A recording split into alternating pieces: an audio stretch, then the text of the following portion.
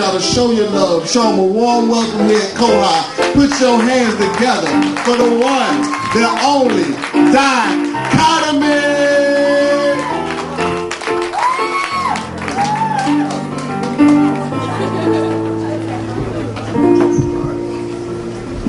Actually, I live in Atlanta, but I'm in Tampa for work all the time, so I just drove down, so it's all good.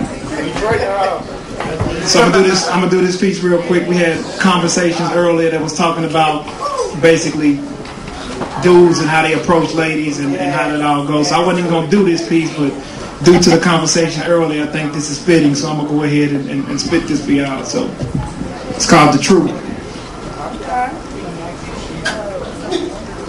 First of all, let me apologize for what it is that I'm about to say to you. Because normally as a gentleman there would be no reason that I would come and speak this way to you, but I've sat quietly by while these other niggas have lied and all you wanted them to do is say the truth. Spitting lines that they think will allow them to have their way with you. Confusing the fact that you have game as an invitation to play with you. Doing what they think needs to be done just so that they can lay with you, and at the same time they're trying to come up with their excuse as to why they got to get up early in the morning and can't stay with you.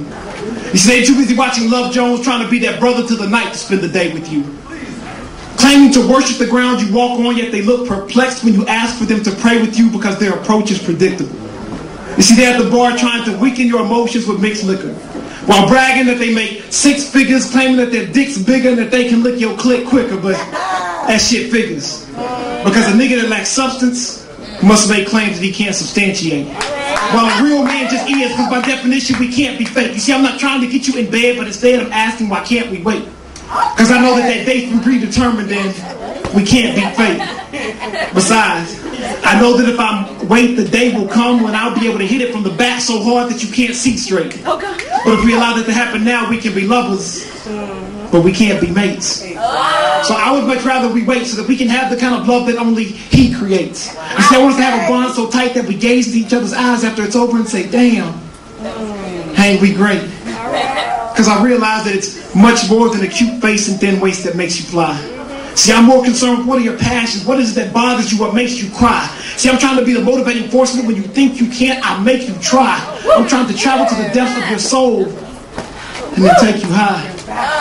Because I realize that it's much more than thick thighs and light eyes that make you fine.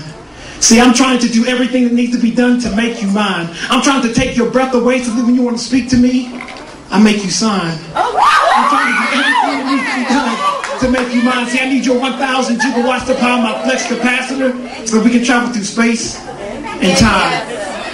And I realize that you're apprehensive. And I may even be able to weaken your defenses with some of these breakthrough lines. But in order for you to truly fall in love with me, well, it's going to take you time. And that's okay. I just want to make sure that while you're waiting for your exhale, that you're not waiting for your ex.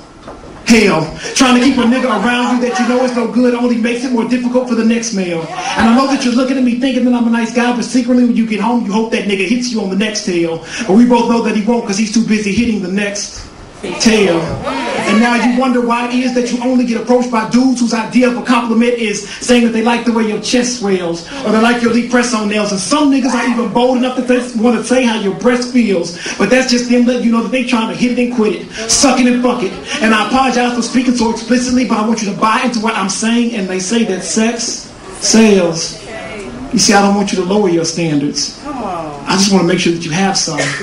Because I want to take a chance on this love, but I don't want to suffer for the shit that other niggas have done. And I know that you've been praying to God for a good man because he spoke to me and told me that it's time that you have one. But I know that I'm not perfect. I mean, if I told you that when it came to issues I have none, I would be lying. I mean, look at me.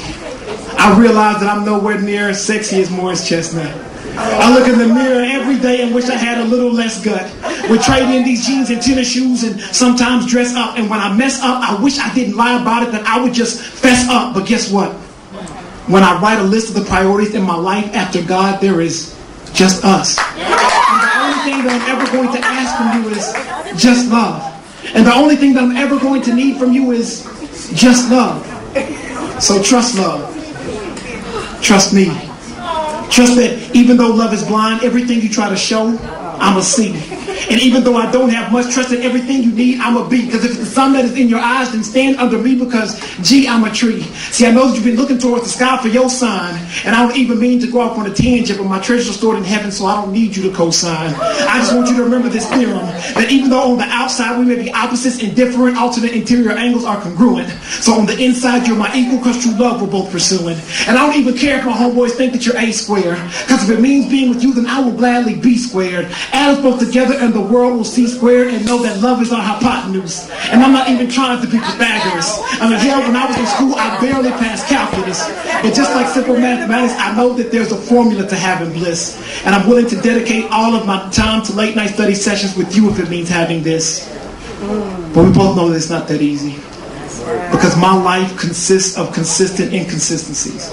And even in the past 5 minutes of me trying to explain myself, I know that you've gotten confused trying to get the sense of me. And I wish that I could tell you that it gets easier, but unfortunately this is me. A man who's filled with simple complexities. But I promise that if you take a chance on me, that I will give you the best of me. And even when I'm away, I will have you come for me. And that's without having sex with me. So it's up to you as to whether or not you want to take a chance on this or just simply let this be. Because I can't make this decision on my own. Collectively, we are a democracy, not one republic. And I know that it's too late to apologize, but I'm going to do it anyway because I want your mind to understand what I think of it. So just let me simply say that I apologize for the shit that I felt the need to say to you. Because normally there would be no reason as a gentleman that I would come and speak this way to you, but I felt that if I just said that chivalry was alive, you would think that I was a lie. So I'm deciding to just say the truth. That I do want to lay with you. I do want to have my way with you. I do want to pray with you. Hell, I want to spend the rest of my days with you. So just take my hand, accept my apology, and make what I say the truth. Thank you.